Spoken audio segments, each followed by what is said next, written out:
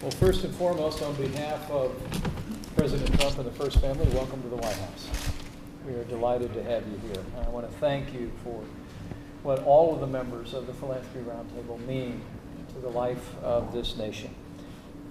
For 30 years, the Philanthropy Roundtable has mustered the power of private charity to advance liberty, opportunity, and personal responsibility.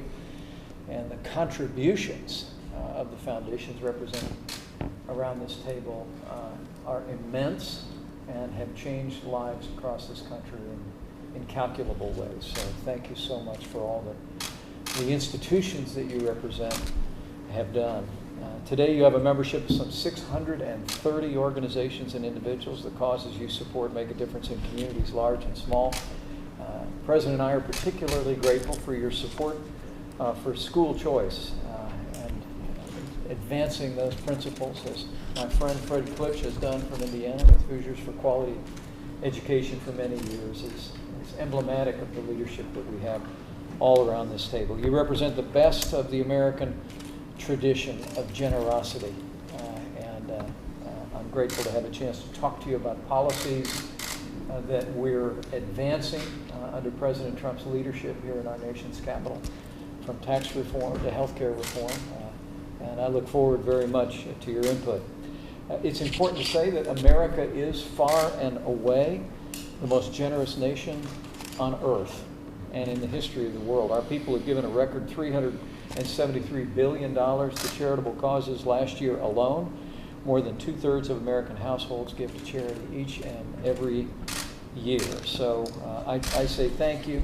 Thank you on behalf of your president. Thank you on behalf of the American people for the generosity represented around this table. Now, each of us knows that charitable giving is fueled by generosity and by economic growth. And this administration is all about growth. I can assure you of that. From the first days of this administration, President Trump and our entire team have been working with the Congress to roll back excessive regulations, expand access to American energy, and the results speak for themselves. 800,000 new jobs created since January of this year. And so important to these foundations that are gathered around here, managing the portfolios that many of you manage, there's been almost a $3 trillion increase in stock market value since the outset of this administration. The American people are more confident in many quarters than ever before, and you see that reflected in the stock market and investments that Americans are making. A more prosperous America can be a more generous America. So I want to assure you that the President and I, our entire administration, are anxious to get your counsel on how we might continue to promote economic growth. But with that said, let me say that in addition to tax reform that we want to talk about today, President Trump and I truly believe that one of the keys to spurring economic growth in America today is to keep our promise to repeal and replace Obamacare. And the President and I are very pleased that just a few hours ago, the leadership in the United States Senate released an updated version of the Senate health care bill. The President and I are truly grateful to Leader Mitch McConnell, and we urge every member of the United States Senate to roll their sleeves up and get this bill to the President's desk and get it there soon. As I saw again in Kentucky just yesterday, American families and American businesses are hurting under the collapsing weight of Obamacare, and it's time for Congress to act. This legislation, President Trump and I believe, is the right bill at the right time to begin the end of Obamacare, and we would be grateful to have your support. This legislation will put American health care back on a path toward more freedom, more choices, and more affordability for working families. The Senate health care bill repeals Obamacare's individual and business mandates. It cuts taxes on working families and small businesses and restores freedom, and we believe it will create jobs. The bill expands health savings accounts to pay for insurance premiums. It also offers tax credits to Americans to help buy coverage at a more affordable price. Provides $45 billion for states across the country to combat the scourge of opiate addiction, and also ensures that every American with a pre-existing condition has access to the coverage and care that they need, no exceptions. And lastly, surrounded by so many great advocates of of American personal responsibility and federalism, I can tell you that this legislation gives states all new freedom and flexibility to reform Medicaid in ways that it'll better meet the needs of the most vulnerable in those states.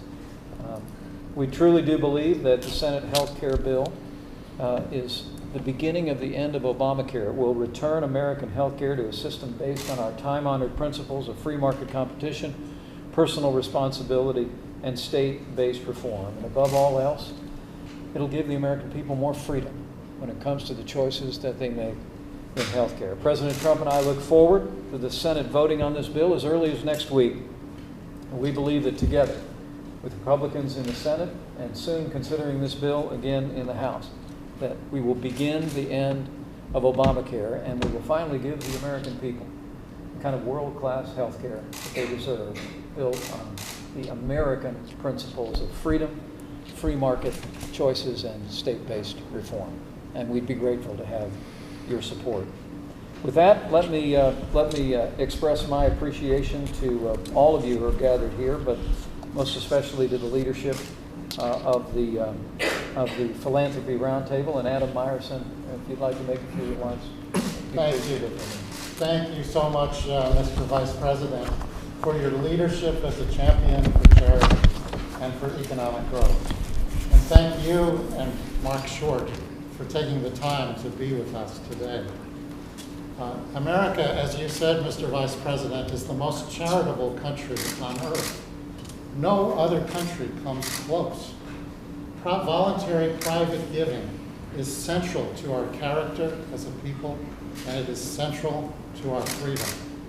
Independent private giving sustains the independence of private institutions, our churches and synagogues, our universities and colleges like Hanover, our think tanks of left, right, and center, our health clinics for veterans, our crisis pregnancy centers, and the charitable deduction is an indispensable guardrail against the intrusion of government into our lives and into our communities. The deduction tells political leaders that money given to charity is not theirs, but belongs to civil society. We're in a great national debate now about whether the federal government is exercising too much control of our lives. And our country faces great crises, such as the collapse of the family, the failure of schools to teach our children. And these are crises where the answers are not to be found in Washington, but from churches, neighborhood problem solvers, and other institutions of civil society. Now is the time for more charitable giving, not less.